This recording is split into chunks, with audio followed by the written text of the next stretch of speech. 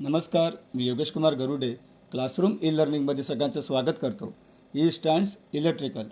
आजचा जो आपला विषय आहे तर त्या विषयाचं नाव आहे DC 3 पॉईंट स्टार्टर. तर याच विषयाला अनुसरून 3 पॉईंट स्टार्टरला 3 पॉईंट स्टार्टर का म्हणतात, 3 पॉईंट स्टार्टरचा उपयोग कशासाठी केला जातो आणि कुठे केला जातो, तसंच DC 3 पॉईंट स्टार्टरमध्ये कोणते कोणते भाग असतात, प्रत्येक भागाचं काय कार्य आहे आणि 3 पॉईंट स्टार्टरचा इंटरनल सर्किट डायग्राम कसा असतो, तर याच विषयाबद्दल आपण आज माहिती जाणून घेणार आहोत. चला तर मग सुरू करूया. एसी आणि डीसी. एसी सप्लाय जेव्हा आपण सर्किटमध्ये जोडतो तर प्रोटेक्शन म्हणून काय वापरलं जातं? मोठा सर्किट ब्रेकर का वापरला जातो?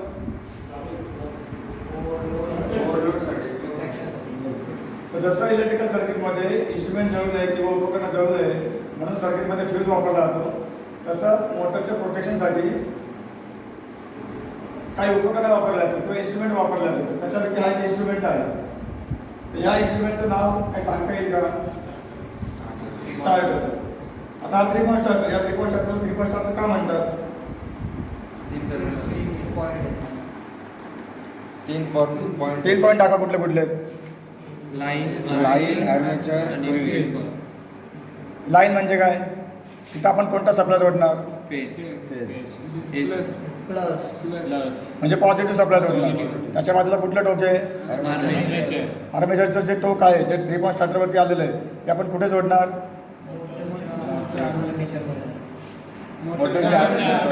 त्याच्यानंतर त्याच्या बाजूला कुठला पॉईंट आहे? फील्ड आहे. फील्डचं टोक कुठे जोडणार आपण? मोटरच्या फील्ड वाइंडिंगला. म्हणजे डीसी मोटरला आपण जोडणार हे 3 पॉईंट. मग ती मोटर कुठली असेल? शंट मोटर असेल का कंपाऊंड मोटर असेल? दोन्ही असतील. शंट किंवा कंपाऊंड किंवा दोन्ही मोटर आपण या स्टार्टरवरती जोडू शकतो. आता हा जो 3 पॉईंट स्टार्टर आहे, तर स्टार्टरचं कार्य काय किंवा काय स्टार्टरचं महत्त्व आहे किंवा स्टार्टरचा उपयोग डीसी मोटरसाठी काय केला जातो, याचं काय तुम्हाला उत्तर देता येईल का? डीसी प्रवाह आल्यावर तो प्रवाह जास्त आलो तर कमी करता येण्यासाठी याचा वापर करण्यात येतो. स्टार्टिंग प्रवाह कमी करण्यासाठी, म्हणजे सुरुवातीचा प्रवाह कमी करण्यासाठी डीसी मोटरमध्ये स्टार्टर वापरला जातो. तर हा आहे 3 पॉईंट स्टार्टर. आता या 3 पॉईंट स्टार्टरला 3 पॉईंट स्टार्टर का म्हणतात? 3 टर्मिनल आहेत त्याचे. 3 टर्मिनल दाखवा कोणत्या कोणत्या याच्यावरती? Line armature field. Line armature armature field. हे 3 टोकं कुठे जातील? डीसी मोटरला जातील. स्टार्टरचं कार्य काय? डीसी प्रवाह मोटरला जाणारा स्टार्टिंग प्रवाह कमी करण्यासाठी. कमी करणे. आता हे झालं डीसी मोटरचं कार्य किंवा डीसी मोटरचा उपयोग. आता या डीसी मोटर नाही, 3 point starter, DC 3 point starter. आता या स्टार्टरमध्ये तुम्हाला काही भाग दिसत आहेत. या स्टार्टरमध्ये काही भाग दिसत आहेत. तर हा स्टार्टर आपण काय केलं आहे? त्याला डिसमेंटल केलं, म्हणजे त्याला ओपन केलेलं आहे. तर त्याचे पार्ट आता पुढे येतील. त्या प्रत्येक पार्टचा तुम्ही जे तुम्हाला सांगतील त्याच्या नावं तुम्ही सांगण्याचा प्रयत्न करायचा आहे. पुढे येऊ. याच्यामध्ये सांगा पहिला भाग कोणता आहे? म्हणजे पहिला भाग म्हणण्यापेक्षा तुम्हाला कोणता भाग तुम्हाला सांगता येईल? हँडल. दुसरा कॉईल. दुसरं कॉईल. त्याच्यानंतर कॉईल. ही पण कॉईलच आहे. पण हे आता ज्या 3 कॉईल दाखवल्या तर त्या 2 कॉईल वेगळ्या आणि ही कॉईल जी आता कॅमेरा दिसतो या कॉईलवरती ती कॉईल वेगळी आहे आणि अगोदर दाखवलं 2 कॉईल वेगळे आहेत. तर प्रत्येक कॉईलचं काय कार्य वेगवेगळं आहे. तर 3 कॉईलच आहेत, पण त्या कॉईलचं कार्य काय हे तुम्हाला काय सांगता येईल का? किंवा त्याचा उपयोग स्टार्टरमध्ये कशासाठी केला जातो? बरं, त्याच्या पुढे आता हे समोरची जी प्लेट आहे, या प्लेटवर तुम्हाला काय दिसतंय? स्टड म्हणजे काय? स्टड म्हणू शकतो आपण त्याला किंवा नटबोल्ट.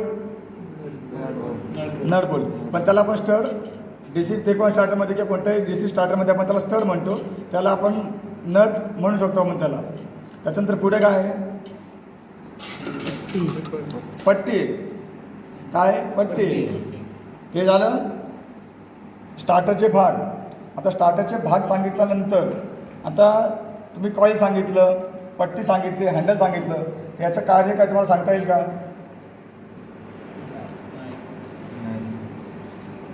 आता याच्यामध्ये ही कॉईल कुठली आहे? मोठी कॉईल आणि ही छोटी कॉईल आहे. ही कॉईल कुठली आहे? मोठी आहे. हां, तर याला म्हणतात NVC. काय म्हणतात? NVC म्हणजे नो होल्ड कॉईल. त्याला दुसरं नाव काय? Holding coil. Holding coil. जी मोठी कॉईल असते त्याला म्हणतात NVC म्हणजेच नो होल्ड कॉईल किंवा होल्डिंग कॉईल. याचं कार्य काय ते तुम्हाला मी पुढे स्पष्टीकरण देतो. त्याच्यानंतर अजून एक छोटी कॉईल आहे, ही पण एक प्रकारची कॉईलच आहे, पण याला म्हणतात OLC. OLC म्हणजे काय? Overload coil. त्याच्यानंतर अजून एक कॉईल आहे. ही जी कॉईल आहे या कॉईलला म्हणतात रिओस्टेट म्हणतात. रिओस्टेट. काय म्हणतात? रिओस्टेटचं कार्य काय? मोटरचा सुरुवातीचा प्रवाह कमी करणे या कॉईलचं कार्य. आणि ही जी कॉईल आहे ते याला कॉईलचं दुसरं नाव काय सांगितलं? रिओस्टेट. आता हे जे कॉईल आहे ते यांचं जे मटेरियल जे आहे ते कॉन्स्टिट्यूएंट मटेरियलपासून बनवलं जातं. आता कॉन्स्टिट्यूएंट मटेरियल म्हटलं तर कॉपर, निकेल आणि अलॉय हे 3 धातू एकत्र करून ही कॉईल तयार केली जाते किंवा रिओस्टेट तयार केला जातो. त्याच्यानंतर पुढचा भाग जो आहे ट्रिपिंग लिव्हर म्हणतो याला. ते ट्रिपिंग लिव्हर आणि ही OLC तुम्हाला सांगितलं मगाशी, याला काय म्हणतात? OLC. ती OLC काय असते? या ट्रिपिंग लिव्हरच्या वरती ठेवलेली असते. तर या संपूर्ण भागाला काय म्हणतात? OLR म्हणतात. आता पूर्ण भाग जो आहे याला काय म्हणतात? OLR म्हणजे ओव्हरलोड रिले. जर या स्टार्टरमध्ये कॉईल असेल नुसती आणि हा ट्रिपिंग लिव्हर नसेल तर याला फक्त म्हणणार OLC म्हणजे ओव्हरलोड कॉईल. आणि या कॉईलच्या खाली म्हणजे ही जी कॉईल आहे कुठली? OLR किंवा OLC असेल आणि पट्टी असेल तर संपूर्ण भागाला काय म्हणतात? OLR म्हणतात. म्हणजे काय झालं? Overload relay. त्याच्यानंतर हे तुम्ही काय सांगितलं? पण नट बोल्ट बोललो आपण. हे नट आहेत का बोल्ट आहेत? हे नट आहेत का बोल्ट आहेत? हे नट आहेत का बोल्ट आहेत? याला म्हणतात बोल्ट. हां, आणि पाठीमागे जे असतं याला म्हणतात नट. दोन्ही भाग फिरणारेच आहेत ना, पण जो फिरणारा भाग जो छोटा जो भाग असतो याला काय म्हणतात? नट. आणि याला काय म्हणतात? बोल्ट. आणि याला स्टार्टरमध्ये जे लावलं जातं या बोल्टला आणि नटला याला संपूर्ण भागाला काय म्हणतात? स्टड म्हणतात. आणि या स्टडच्या पाठीमागे ही जी कॉईल आहे कुठली? रिओस्टेट. ही कुठली कॉईल आहे? रिओस्टेट. ही रिओस्टेटची कॉईल काय असते? या स्टडच्या पाठीमागे सर्किटमध्ये जोडली असते. त्याचं सर्किट कोणतं असतं? सिरीजमध्ये जोडलेलं असतं. ते झालं स्टार्टरचे भाग. आता प्रत्येक भागाचं कार्य. आता त्याच्यामध्ये जो पहिला भाग जो आहे आपण NVC घेऊया म्हणजे होल्डिंग कॉईल. NVC कॉईलचं कार्य काय? चुंबकीय क्षेत्र तयार करणे आणि हँडलला धरून ठेवणे हे झालं NVCचं कार्य म्हणजे होल्डिंग कॉईलचं कार्य. दुसरी कॉईल आहे कोणती कॉईल आहे ही? ओव्हरलोड कॉईल म्हणजे OLC. याचं कार्य काय? मोटरमध्ये जर जास्त प्रमाणामध्ये प्रवाह व्हायला तर न होल्ड कॉईलचा सप्लाय बंद करणे हे झालं ओव्हरलोड कॉईलचं कार्य. त्याच्यानंतर हे काय? हँडल आहे. हँडलचं कार्य काय? हँडल पुढे मागे करणं म्हणजे सप्लाय जेव्हा येतो हँडलला तेव्हा तो सप्लाय आपला काय करायचं? मागे पुढे न्यायचं आहे. ते झालं हँडलचं कार्य. त्याच्या खाली एक स्प्रिंग लावलेली असते. स्प्रिंग कुठे केली रे?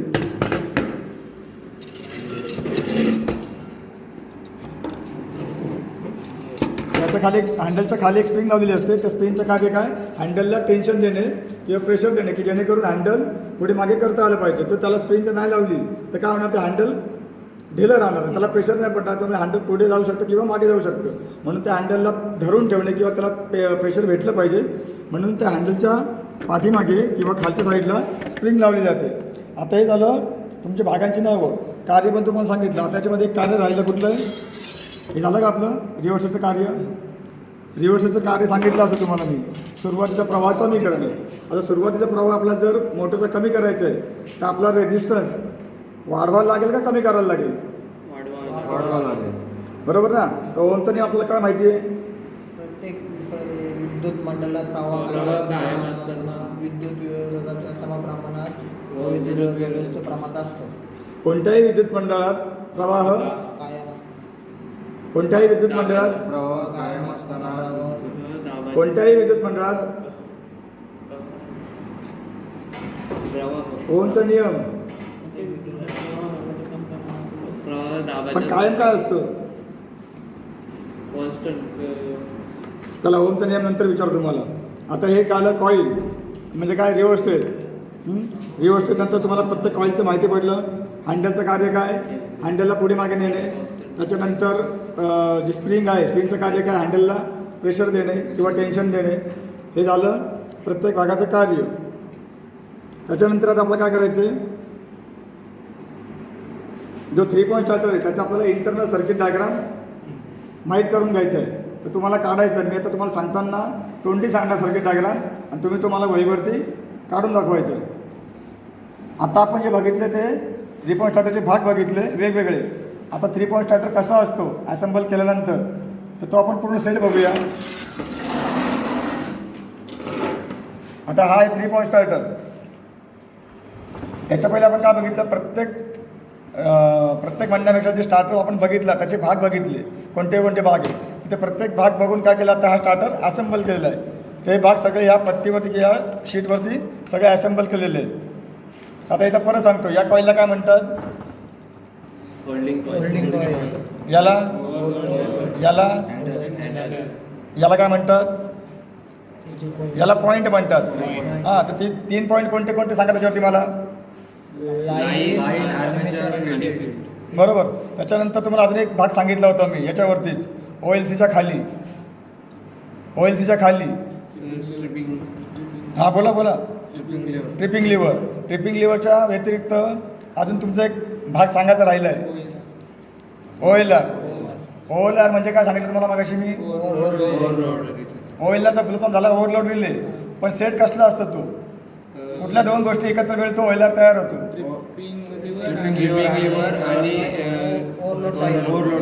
ट्रिपिंग लिव्हर आणि ओव्हरलोड कॉईल, ते दोघांचे भाग मिळून त्याला म्हणतात OLR. लक्षात आलं. आता याला काय म्हणतात, स्टड म्हणतात. आता तुम्ही सांगितलं नट बोल्ट, पण याला नट बोल्ट सुद्धा म्हणू शकतो की आपण याला स्टड म्हणतो. पण जेव्हा 3 पॉईंट स्टार्टर जेव्हा उपयोगात आणला जातो तेव्हा याला स्टड म्हणतात. या स्टडच्या पाठीमागे काय जोडलेलं आहे,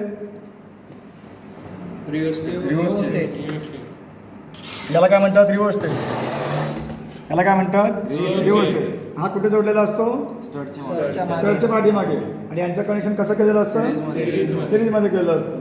आता तुम्हाला हे माहिती आहे, रेझिस्टन्स वाढला म्हणजे करंट कमी झाला, रेझिस्टन्स कमी झाला म्हणजे करंट वाढला. मग या रिओस्टेटचं कार्य काय येईल, आपल्याला काय करायचं आहे, मोटरचा सुरुवातीचा प्रवाह कमी करायचा आहे. म्हणून आपल्याला काय करायचं, हा रिओस्टेट वापरायचा आहे. आणि याचं कनेक्शन कशामध्ये केलेलं आहे, सिरीजमध्ये केलेलं आहे. एवढं लक्षात आलं. आता याचं सर्किट डायग्राम आपल्याला करायचं आहे किंवा काढायचं आहे. तो मी तुम्हाला तोंडी सांगणार. इथं 3 पॉईंट तुम्हाला दिसत आहेत, L, A आणि F म्हणजे लाईन, आर्मेचर आणि फील्ड. हे 3 टर्मिनल याच्यावरती असतात, म्हणून याला 3 पॉईंट स्टार्टर असं म्हणतात. याचं कार्य काय, 3 पॉईंट स्टार्टरचं DC मोटरचा सुरुवातीचा प्रवाह कमी करणे. आता याचा सर्किट डायग्राम काढताना सगळ्यात पहिले सप्लाय या स्टार्टरमध्ये कुठे येणार, लाईनला. आता तो लाईन आलेला जो सप्लाय आहे तो आपल्याला कुठून मिळणार, लाईनला जो सप्लाय तर यातून म्हटलं लाईनला सप्लाय येणार ना. तर लाईनला सप्लाय जर द्यायचा असेल तर याचा आपल्याला सप्लाय कुठून येणार, आपल्याला स्टार्टरला सप्लाय काय कुठं, एक मिनटं, या स्टार्टरला आपल्याला सप्लाय कोणतं द्यायचं आहे, DC सप्लाय द्यायचं आहे. मग आता ज्या ठिकाणी DC सप्लायचं उपलब्ध नसेल, DC सप्लायचं उपलब्ध नसेल तर आपण काय करणार, DC सप्लाय तयार करणार. मग DC सप्लाय तयार करण्यासाठी आपण काय करणार, MG सेट चालू करणार.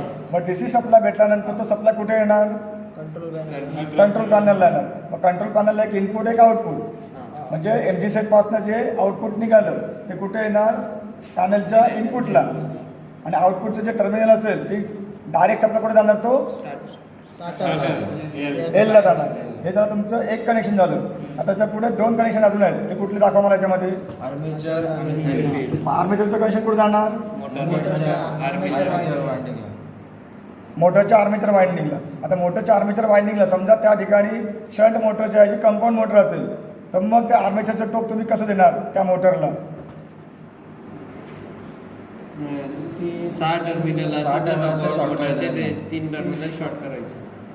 3 टर्मिनल शॉर्ट काढण्यापेक्षा आपण त्याच्यावरनं 3 टर्मिनल कसे काढता येतील, तर त्याचं कनेक्शन आपला कंपाऊंड जर मोटर असेल, DC कंपाऊंड मोटर, तर DC कंपाऊंडला किती टर्मिनल असतात, 6. मग आता हा स्टार्टर कोणता आहे, हा 3 पॉईंट स्टार्टर. मग आपल्याला त्या मोटरमध्ये कनेक्शन करण्यासाठी 6 पॉईंटचं कनेक्शन आपल्याला काय करावं लागेल, 3 मध्ये कन्वर्ट करून आपण 3 वारी ज्या आहेत त्या इथं आणायच्या आहेत. पण 3 वारी जेव्हा आणतो आपण तेव्हा काय होतं, हा जो एल आहे तो काय मोटरमध्ये येणार नाही, तो आपल्याला कुठून द्यायचा आहे, MG सेटमधून आलेला जो आहे सप्लाय द्यायचा आहे. आणि हे जे 2 टोकं आहेत ते कुठे द्यायचे आहेत, एक आर्मेचरला आणि एक फील्डला, एक आर्मेचरला आणि एक फील्डला. आता याचं सर्किट डायग्राम आपल्याला काढायचं आहे. आता मी विचारतो, तुम्ही एक एक सांगायचं मला. सप्लाय कुठे आला, एलला आला, एल पासून कुठे गेला, ओव्हरलोड ट्रिपिंग लेवल बरोबर, ओव्हरलोड दिले, ओव्हरलोड दिल्यानंतर कुठे गेला, हँडलला. आता एवढं आपलं कनेक्शन पूर्ण झालं. म्हणजे सगळ्याचे आपण जे हँडल लावले, ओव्हरलोड कॉईल लावली, यांचं कनेक्शन कसं आलं, सगळं सिरीजमध्ये आलं. म्हणजे सप्लाय कुठे आला, पहिले एलला आला, एलपासून ओव्हरलोड एलला गेला किंवा OLRला गेला किंवा OLCला गेला. आता कॉईल म्हटलं तर 2 टोकं, ते एक टोक जे आलं लाईनचं ते कुठं आलं, ओव्हरलोड कॉईलच्या एका टोकाला. दुसरं टोक कुठं गेलं, हँडलच्या एका टोकाला. बरोबर, तिथं तुमचं कनेक्शन संपलं. म्हणजे सप्लाय पूर्ण कशामध्ये आला, सिरीजमध्ये आला. आता त्याच्या पुढे इथं तुम्हाला काय दिसतं, हे जे काय हे स्टड आहेत ना. आता या स्टडला आपल्याला कनेक्शन करायचं आहे. आता कनेक्शन आपल्याला इथून बाहेर करता येईल का, नाही करता येणार. मी याला बाहेर कनेक्शन करता येणार नाही, म्हणून याच्या पाठीमागे आपण का लावलेलं आहे, याच्या पाठीमागे का लावले आपण, का लावलं, रिओस्टेट लावलंय, म्हणजेच कॉईल म्हणू शकतो आपण याला.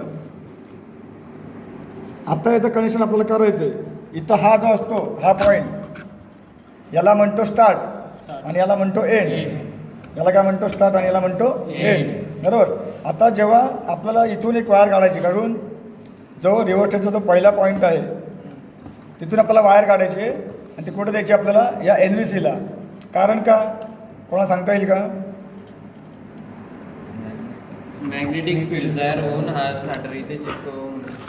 ते बरोबर आहे. पण आता आपल्याला जो लाईनचा सप्लाय जो आहे तो कुठे आलेला आहे, हँडलच्या खालच्या पॉईंटला आला आहे. आता आला खालच्या पॉईंटला आल्यामुळे ऑटोमॅटिक काय झालं, हा सप्लाय इथपर्यंत आलेला आहे, आला की नाही. आता हा सप्लाय आपल्याला पुढे न्यायचं आहे. मग पुढे न्यायचं म्हटलं तर हे टर्मिनल इकडं आहे. मग हे टर्मिनल जर कुठे जोडलेलं आहे, आपण इथून जी वायर काढणार ती कुठे आलेली आहे, OLCला आलेली आहे. बरोबर ना. जसं आपण हँडल फिरवू तसा जसं तो का सप्लाय इथपर्यंत आला, बरोबर की नाही. आणि OLC दुसरं टोक आहे, सॉरी NVCचं दुसरं टोक जे टोक आहे ते कुठे आलं आहे, आर्मेचरला आलं. म्हणजे आर्मेचरचं जे टोक जे आहे स्टार्टरवरचं NVC आणि हा रिव्हर्सचं पहिलं टोक, याचं कनेक्शन कसं आलं, सिरीजमध्ये आलं. म्हणजे हँडल ते OLC हे पण कनेक्शन सिरीजमध्येच, रिव्हर्स्टेड आणि हा NVC यांचं पण कनेक्शन सिरीजमध्येच. पण हे कनेक्शन कुठे गेलं, आर्मेचरला आलं. त्याच्यानंतर जो तिसरा पॉईंट आहे, तिसरा पॉईंट म्हणण्यापेक्षा जो एंड पॉईंट आहे, तो एंड पॉईंटचं ते कनेक्शन कुठे गेलं आहे, या F टर्मिनलला गेलेलं आहे, फील्डला. कारण याचं कनेक्शन कुठे द्यायचं आपल्याला, मोटरच्या फील्डला द्यायचं आहे. आता आर्मेचर, आता मोटरमध्ये काय फिरणार भाग आहे, आर्मेचर. मग आर्मेचर आपला सप्लाय द्यायचं आहे किंवा आर्मेचर फिरवायचं आहे. म्हणून काय केलं आपण, या स्टडमधून जो सप्लाय येणार या शेवटच्या स्टडपर्यंत येणार आणि तिथून जो NVCमध्ये सप्लाय आला का तो कुठे येणार, या कॉईलमार्फत तो आर्मेचरला येणार, म्हणजे आर्मेचर टर्मिनलला येणार आणि तो पुढे कुठे जाणार, मोटरला जाणार. लक्षात आलं. आणि हे जे शेवटचं टोके कुठे गेलं, फील्डला गेलं. तर अशा पद्धतीने हे 3 पॉईंट स्टार्टरची वायरिंग असते. आता हे मी तुम्हाला सांगितलं तोंडी, तुम्ही जसे पार्ट आहे तसे नाही काढले चालते, तुम्ही चौकोन दाखवा, गोल दाखवा, कसंही दाखवा. जो सर्किट डायग्राम तुम्हाला मी सांगितलेला आहे तोंडी, तो तुम्ही प्रत्यक्ष पेन्सिल पट्टीने काढायचं आणि तुम्हाला दाखवायचं आहे. लक्षात आलं. आता तुम्हाला याच्यामध्ये अजून एक कनेक्शन बाकी राहिले, या OLCचं आणि NVCचं. कारण आपल्याला काय, हा स्टार्टर जो आहे 3 पॉईंट स्टार्टर, याला आपण काय म्हणतो, सेफ्टी डिव्हाइस म्हणतो किंवा सेफ्टी इन्स्ट्रुमेंट म्हणतो. तर मोटर जळू नये म्हणून मोटरच्या सर्किटमध्ये हा स्टार्टर वापरला जातो. आता हा जो स्टार्टर आहे याच्यामध्ये एक NVC आणि काय OLC आहे, बरोबर की नाही. तर याचं आपल्याला काय करायचं आहे, कनेक्शन करायचं. कशासाठी, जर मोटरमध्ये जास्तीचा प्रवाह व्हायला आणि मोटर ट्रिप व्हायला पाहिजे, जर या स्टार्टरमध्ये किंवा मोटरमध्ये जर ओव्हरलोड रिले नसेल तर मोटर ट्रिप होणार नाही आणि जास्त प्रवाह व्हायला तर मोटर ट्रिप जळून जाईल. म्हणून आपल्याला मोटरला ट्रिप करण्यासाठी आपल्याला इथं काय करायचं आहे, OLC लावलेलं आहे आपण किंवा OLR लावलेलं आहे. आता याचं कनेक्शन जे करायचं आहे ते NVCचं जे टोक, जे पहिली वायर जी आहे ती कुठून आलेली आहे, या पॉईंटपासून आलेली आहे, इथपर्यंत आलेली आहे ना. तिथून एक वायर काढणार आणि ती वायर कुठे जाणार, ह्या ट्रिपिंग लिव्हरच्या एका पॉईंटला.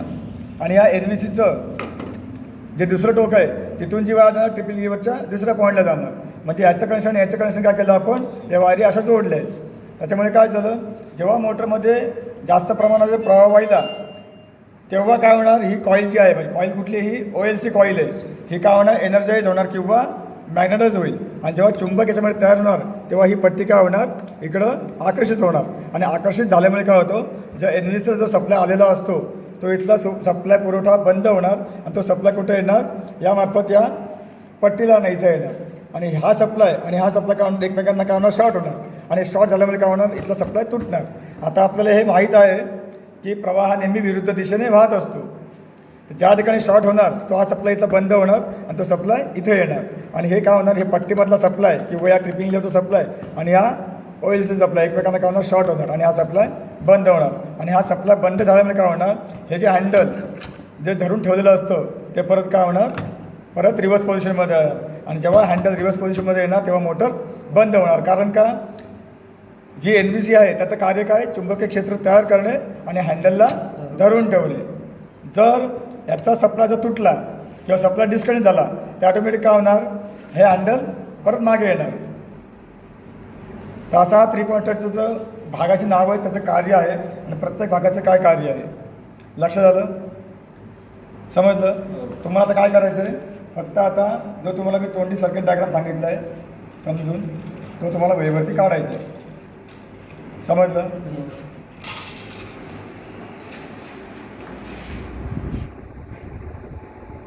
चित्र कुठलं काढायचं तुम्हाला, चित्र म्हणजे सर्किट डायग्राम 3 पॉईंट स्टार्टरचा. तर तुम्हाला परत प्रश्नांतर विचारणार तर 3 पॉईंट स्टार्टरला 3 पॉईंट स्टार्टर का म्हणतात, 3 पॉईंट स्टार्टरचं कार्य काय, त्याच्यानंतर 3 पॉईंट स्टार्टर का वापरला जातो, त्याचे भाग कोणते कोणते, प्रत्येक भागाचं कार्य काय, आणि 3 पॉईंट स्टार्टर कोणत्या मोटरसाठी वापरला जातो, ते झालं 3 पॉईंट स्टार्टरबद्दल माहिती. जर तुम्हाला माहिती समजली असेल तर तुम्ही प्रश्न तुम्हाला विचारू शकता. कट कर.